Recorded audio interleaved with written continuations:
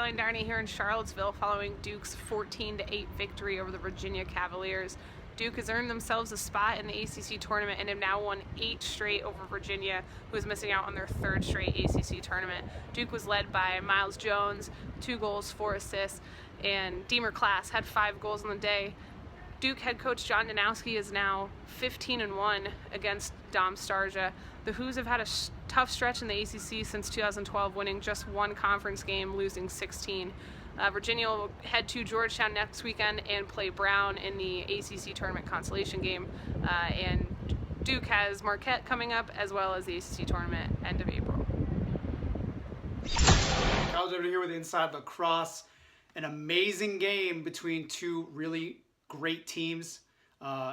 Number 2 Yale falls to number 4 Brown in exciting fashion. Brown with a comeback victory led by Dylan Malloy, who has to be the front runner for the Tewaaraton Trophy at this point. 5 goals, 1 assist on 11 shots.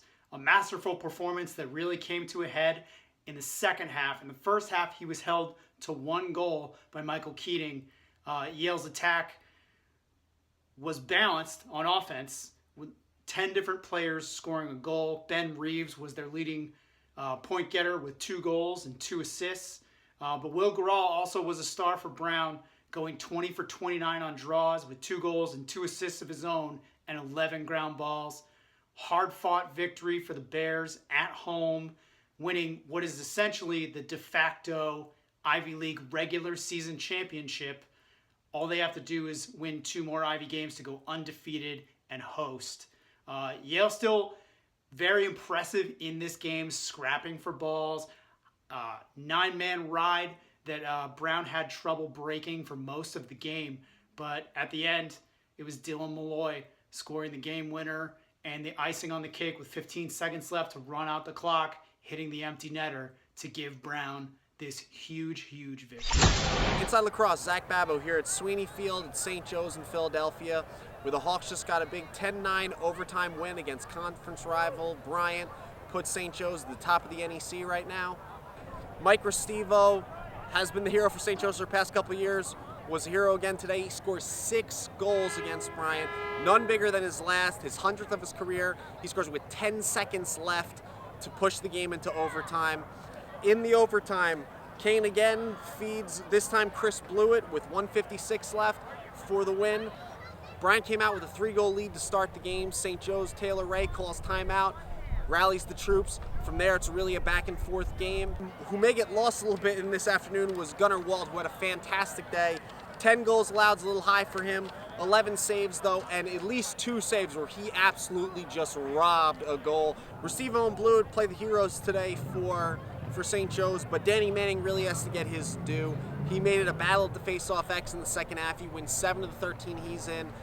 Bryant overall wins the face-off battle, but that scrap there at the end really made the game a different story. A lot of turnovers for Bryant. That's kind of what doomed him as the game wore on. 19 turnovers to 14 for St. Joe's, but just towards the end of the stretch there, it just seemed like Bryant couldn't hold for good possessions, kept making unforced turnovers, and that really just came back to bite them. Bryant goes back to Smithfield now to play Mount St. Mary's. St. Joe's travels out to Pittsburgh to take on Robert Morris. Both great conference action. I wouldn't be surprised to see these 2 again in the NEC Championship. Welcome back to the Inside Lacrosse studio. I am Terry Foy, joined by Josh Davey, and in one of the weekend's best games, one of the sport's greatest rivalries went to overtime for the first time in 25 years. Sophomore midfielder Casey Reese gave Navy an 11-10 overtime victory over Army up in West Point thanks to a fake flip. He faked a flip, took the ball down the right alley, and scored a shot on the run.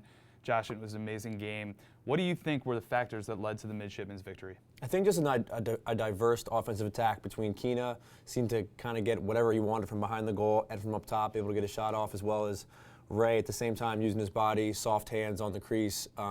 Really was just a dangerous man all over the field. Good to know he'll be defending our borders someday in the Naval Academy. So those 2 things on offense, only 4 guys getting in the score sheet today.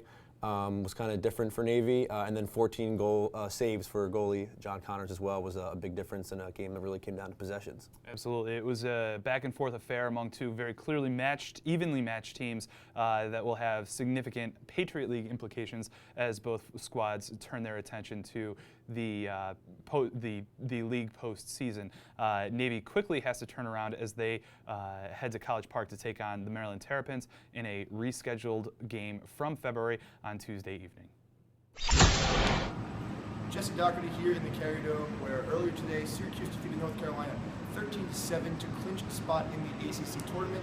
The Orange was at risk of watching the 4 teams in the ACC play it out in Georgia, but no, the Orange will make it in the second time that they've clinched an ACC tournament berth in this building against North Carolina in the last 3 years. To do that, the Orange got 5 points from Sergio Salcido in the first line midfield and a hat trick from Nick Mariano, and also received 5 points from Dylan Donahue.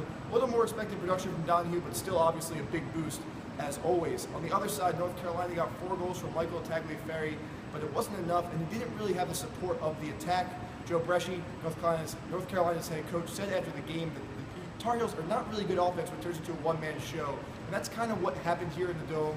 Tagliaferri did a good job creating space, shooting from long range and beating goalie Evan Malloy, but he really didn't do enough overall to just make it so the offense was spread out enough to keep pace with the Orange.